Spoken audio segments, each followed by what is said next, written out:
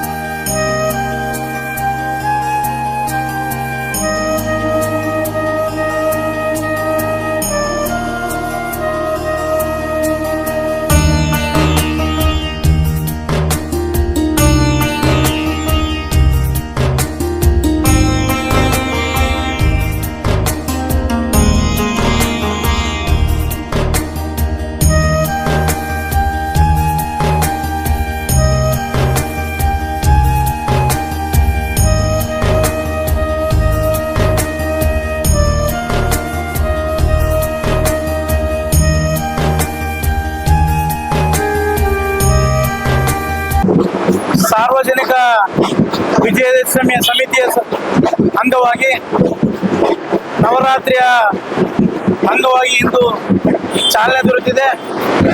ದುರ್ಗಾ ಮಾತೆಯನ್ನ ಇವತ್ತು ಕೂರಿಸಿ ಇವತ್ತು ಪೂಜೆ ಮಾಡುವ ಮುಖಾಂತರ ಇವತ್ತು ನವರಾತ್ರಿ ಆರಂಭವಾಗ್ತಾ ಇದೆ. ಈ ನವರಾತ್ರಿ ಎಲ್ಲರಿಗೂ ಕೂಡ ಒಳ್ಳೆಯದಾಗಲಿ.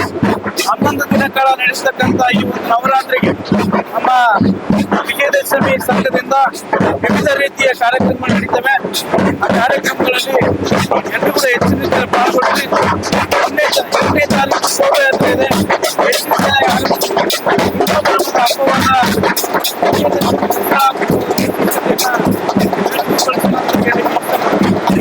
ಸಾರ್ವಜನಿಕ ವಿಜಯದಶಮಿ ಮಹೋತ್ಸವ ಏನು ಪ್ರತಿ ವರ್ಷದಂತೆ ಈ ವರ್ಷನೂ ಕೂಡ ದಾವಣಗೆರೆಯಲ್ಲಿ ಅದ್ದೂರಿಯಾಗಿ ಈ ಕಾರ್ಯಕ್ರಮ ಮಾಡ್ತಿದ್ದೀವಿ. ಏನು ಇವತ್ತು 22ನೇ ತಾರೀಕಂದು ದುರ್ಗಾದೇವಿಯ ದೇವಸ್ಥಾನದಿಂದ ಬೀರಲಿಂಗೇಶ್ವರ ದೇವಸ್ಥಾನಕ್ಕೆ ಅಮ್ಮನ ಘಟಸ್ಥಾಪನೆ ಆಗುತ್ತೆ. ಹಾಗೆ ಈ ಸರಿ 10 ದಿನ ದಸರಾ ಬಂದಿದೆ.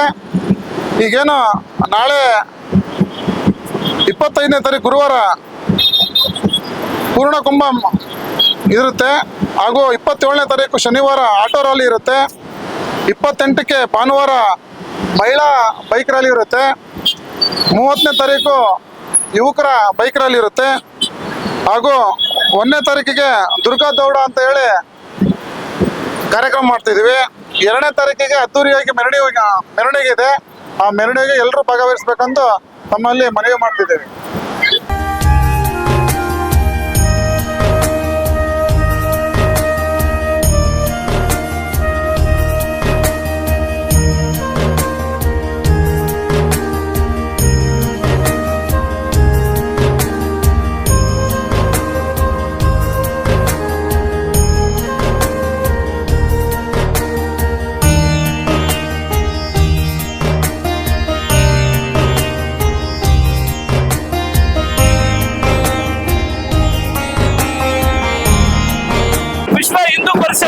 ಮತ್ತು ಸಾರ್ವಜನಿಕರ ವಿಜಯದಶಮಿ ಮಹೋತ್ಸವದ ಕಾರ್ಯಕ್ರಮದ ಅಂಗವಾಗಿ ಇವತ್ತು ನಗರದ ಪ್ರಮುಖ ಬೀದಿಗಳ ಮೂಲಕ ಮೆರವಣಿಗೆ ನಡೀತಾ ಇದೆ.